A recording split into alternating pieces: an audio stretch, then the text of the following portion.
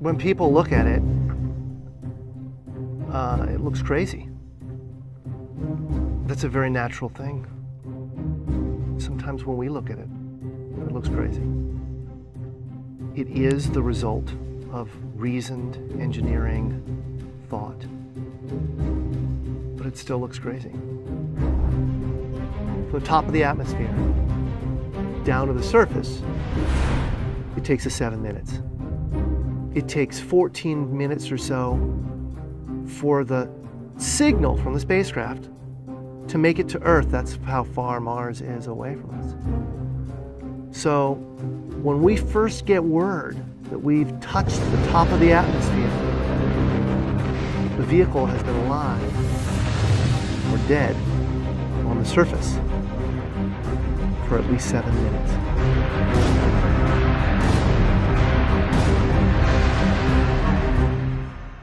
Entry, descent, and landing, also known as EDL, is referred to as the 7 minutes of terror because we've got literally 7 minutes to get from the top of the atmosphere to the surface of Mars, going from 13,000 miles an hour to 0 in perfect sequence, perfect choreography, perfect timing, and the computer has to do it all by itself with no help from the ground.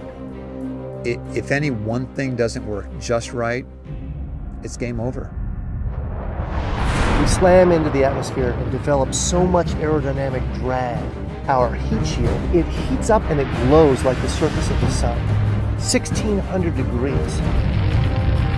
During entry, the vehicle is not only slowing down violently through the atmosphere, but also we are guiding it like an airplane to be able to land in a very narrow, constrained space. This is one of the biggest challenges that we're facing, and one that we had never attempted on Mars. Mars is actually really hard to slow down because it has just enough atmosphere that you have to deal with it. Otherwise, it will destroy your spacecraft.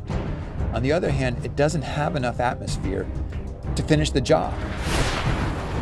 We're still going about 1,000 miles an hour. So at that point, we use a parachute. The parachute is the largest and strongest supersonic parachute that we've ever built to date. It has to be able to withstand 65,000 pounds of force, even though the parachute itself only weighs about 100 pounds. When it opens up that fast, it's a neck-snapping 9 Gs. At that point, we have to get that heat shield off. It's like a big lens cap blocking our view of the ground to the radar. The radar has to take just the right altitude and velocity measurements at just the right time, or the rest of the landing sequence won't work. This big, huge parachute that we've got, it'll only slow us down to about 200 miles an hour. And that's not slow enough to land. So we have no choice, but we've got to cut it off and then come down in rockets. Once we turn those rocket motors on, if we don't do something, we're just going to smack right back into the parachute. So the first thing we do is make this really radical divert maneuver. We fly off to the side. Diverting away from the parachute, killing our horizontal velocity and our vertical velocity, getting the rover moving straight up and down so it can look at the surface with its radar and see where we're going to land. And we head straight down to the bottom of a crater, right beside a 6-kilometer high mountain. We can't get those rocket engines too close to the ground, because if we were to descend propulsively with our engines all the way to the ground, we would essentially create this massive dust cloud. That dust cloud could then go and land on the rover. It could damage mechanisms and it could damage instruments. So the way we solve that problem is by using the sky crane maneuver. 20 meters above the surface, we have to lower the rover below us on a tether that's 21 feet long and then gently deposit it on its wheels on the surface.